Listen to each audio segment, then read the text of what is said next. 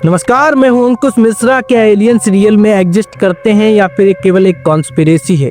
आज तक की गई सारी रिसर्चेस और सारे प्रूफ्स के आधार पर हम इस मिस्ट्री को सॉल्व करने की कोशिश करेंगे आज की इस वीडियो में। इस कहानी की शुरुआत इंसानों की स्पेस में बढ़ती टेक्नोलॉजी के साथ हुई। इंसान जब पहली बार चंद्रमा पर पहुंचा तो भी उसके मन में एक ही ख्याल था कि क्या कोई और भी इंटेलिजेंस हमारे अलावा इस यूनिवर्स में एग्जिस्ट करती है। और उसी एक्स्ट्रा टेरेस्ट्रियल इंटेलिजेंस से कांटेक्ट करने के लिए इंसानों ने यानी कि नासा ने 1979 में वॉयेजर 1 और वॉयेजर 2 को लॉन्च किया। यह पहली बार नहीं था, इससे पहले भी नासा ने पायनियर 10 और पायनियर 11 को लॉन्च किया था। पायनियर 10 को 1972 में और पायनियर 11 को 1973 में लॉन्च किया गया था। ये दोनों स्पेसक्राफ्ट दिखने में सेम थे और इन्हें एक ही टेक्नोलॉजी से बनाया गया था और इनका काम भी लगभग एक ही जैसा था, यानी कि इंटरस्टेलर स्पेस में जाना। इन दोनों स्पेसक्राफ्ट में नासा ने एक गोल्डन रिकॉर्ड लगाया है जो इंसानों के बारे में इंट्रोड्यूस कराएगा किसी अन्य इंटेलिजेंस को। इस गोल्डन रिकॉर्ड को नासा ने पायनियर प्लग नाम दिया है।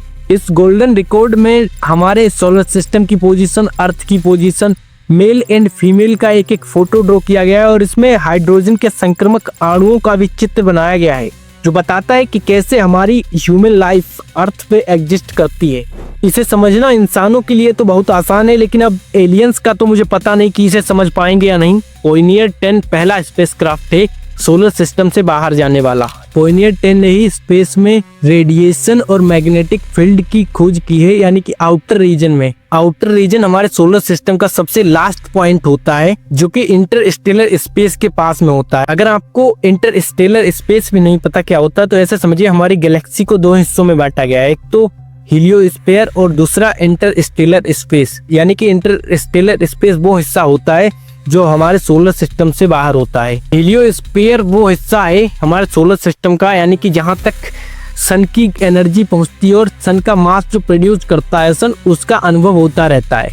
और इसके आगे हीलियोपोज बाउंड्री है और उसके आगे इंटरस्टेलर स्पेस है। इंटरस्टेलर स्पेस के आगे ऑर्ट क्लाउड है, यानी कि ऑर्ट क्लाउड इतना बड़ा बादल है जिसको क्रॉस करने में पायनियर 10 को लगभग 40,000 ईयर्स का टाइम लगेगा और इसको वहां तक पहुंचने में भी 735 ईयर्स का टाइम लगेगा। ऑर्ट क्लाउड का डायमीटर ही 1 लाख एस्ट्रोनॉमिकल यूनिट्स का है, यानी कि इतना कि हम अर्थ से लेकर सन तक 1 लाख बार जा सकते हैं। वॉयेजर 1 पहला स्पेसक्राफ्ट है इंटरस्टेलर स्पेस में जाने वाला। जैसे कि मैंने अभी आपको बताया पहले वीडियो में कि पायनियर 10 का कोई प्रूव नहीं है कि कब ये पहुंचा है इंटरस्टेलर स्पेस में, इसीलिए साइंटिस्ट मानते हैं कि वॉयेजर 1 ही पहला स्पेसक्राफ्ट है इंटरस्टेलर स्पेस में पहुंचने वाला। वॉयेजर 1 को 5 सितंबर 1977 को फ्लोरिडा से लॉन्च किया गया था। वॉयेजर 1 आज तक का मैनमेड सबसे दूर ऑब्जेक्ट है। वॉयेजर 1 को जुपिटर और सैटर्न को एक्सप्लोर करने के लिए बनाया गया था, लेकिन ये सारी एक्सपेक्टेशंस के पार निकल गया। वॉयेजर 1 ने जुपिटर के मून लोब पर एक एक्टिव वोल्केनो की खोज करी और सैटर्न के कॉम्प्लेक्स रिंग सिस्टम को डिटेल से ऑब्जर्वेशन किया। वॉयेजर 1 ने पहली बार 2012 में इंटरस्टेलर स्पेस में एंटर किया। खास बात तो यह है कि इसमें भी पायनियर 10 और 11 की तरह एक गोल्डन रिकॉर्ड लगा है, लेकिन ये पायनियर 10 और 11 की तरह दिखने में बिल्कुल वैसा नहीं है। अगर कहा जाए तो it is very difficult to understand this. इसे मैंने खुद नहीं समझ पाया है, बताओ मैं आपको कैसे समझाऊं। आप खुद ही इसको देख लो, आपको देखकर ही आपका माथा घूम जाएगा कि भाई इसमें समझना क्या है रियल में। अब यही बात मुझे समझ में नहीं आती है कि एलियंस रियल में इसे कैसे समझेंगे। अगर मिल भी गया कभी ये वॉयेजर 1 तो कैसे एलियंस को पता लगेगा कि हमारी अर्थ यहाँ पर है, क्या क्या इन्होंने भेजा है। कि गोल्डन रिकॉर्ड एक 12 inches gold plated copper disc है, इसमें 115 इमेजेस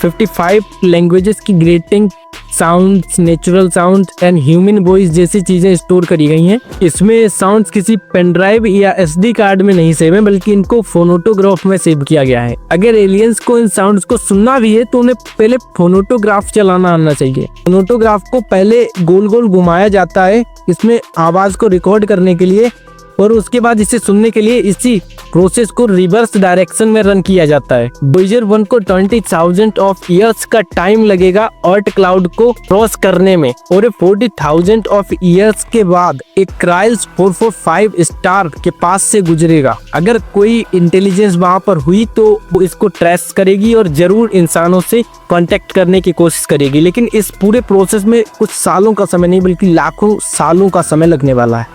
और तब तक इंसान इतने विकसित हो चुके होंगे कि हजारों किलोमीटर पर सेकंड की स्पीड से चलने वाले इंजन बना चुके होंगे। और अगर ऐसा हुआ तो इंसान एक बहुत ही पावरफुल टेक्नोलॉजी वाला नया स्पेसक्राफ्ट बनाएंगे जिसमें पूरा का पूरा आर्टिफिशियल इंटेलिजेंस सिस्टम इंस्टॉल किया जाएगा, और इसे फिर इंसान हमें लगता है कि वॉयेजर 1 को ही ढूंढने के लिए भेजेंगे। और फ्यूचर में होने वाले स्पेसक्राफ्ट इतने ज्यादा फ्यूचरिस्टिक होंगे और टेक्नोलॉजी से लेस होंगे कि हम कल्पना भी नहीं कर सकते अभी के टाइम पे। अगर हम फ्यूचर को छोड़ करके प्रेजेंट पे आए, वॉयेजर 1 की बात करें तो वॉयेजर 1 को ही अर्थ क्लाउड तक पहुंचने में 300 इयर्स का टाइम लगेगा। अभी के टाइम पे वॉयेजर 1 अर्थ से 161 एस्ट्रोनॉमिकल यूनिट्स की दूरी पर है। जैसे कि मैंने आपको पहले ही बताया, एक एस्ट्रोनॉमिकल यूनिट अर्थ से सन की डिस्टेंस के बराबर होता है।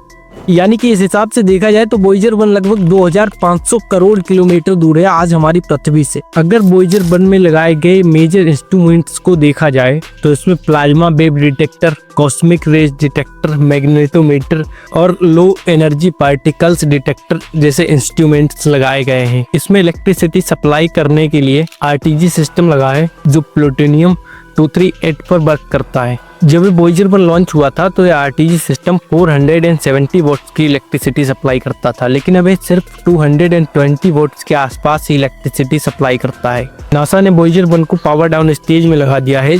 धीरे धीरे इसके सारे इंस्ट्रूमेंट्स बंद हो जाएंगे। पहले इसके मेन इंस्ट्रूमेंट जैसे कैमरे और माइक जैसी चीजें बंद हो गई हैं जो कि ज्यादा इलेक्ट्रिसिटी कंज्यूम करती हैं। इसमें 2 इंस्ट्रूमेंट जो बड़ी ही एडवांस टेक्नोलॉजी से बनाए गए हैं जिनका नासा आज भी यूज करती है। पहला तो है आरटीजी यानी कि रेडियोस्कोपिक थर्मो इलेक्ट्रिक जनरेटर।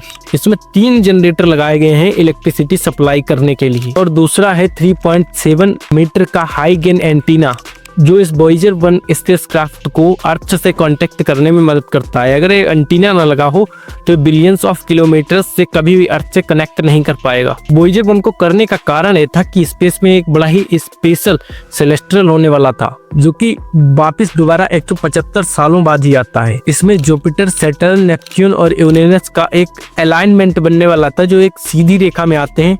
इससे किसी भी स्पेसक्राफ्ट को ग्रेविटेशनल असिस्टेंट के जरिए आउटर स्पेस में भेजना बहुत ही आसान हो जाता है। वैसे अगर किसी भी स्पेसक्राफ्ट को आउटर स्पेस में भेजना हो तो बहुत ज्यादा फ्यूल की आवश्यकता होगी जो कि अभी इंसानों के बस की बात नहीं है। और इसी मौके का फायदा उठाते हुए नासा ने वॉयेजर 1 और वॉयेजर 2 को लॉन्च कर दिया इंटरस्टेलर स्पेस में भेजने के लिए। वॉयेजर मिशन के बारे में बताते बताते तो ये वीडियो घंटों का हो जाएगा, लेकिन आज के इस वीडियो को यहीं समाप्त करते हैं। अगर आपको डिटेल से वीडियो चाहिए तो अभी चैनल को सब्सक्राइब कर लो और कमेंट में बता दो किस टॉपिक पर वीडियो चाहिए, उसी टॉपिक पर आपको वीडियो मिल जाएगा। और वीडियो को यहाँ तक देखने के लिए आपका बहुत बहुत धन्यवाद। चैनल को सब्सक्राइब करना बिल्कुल मत भूलिएगा।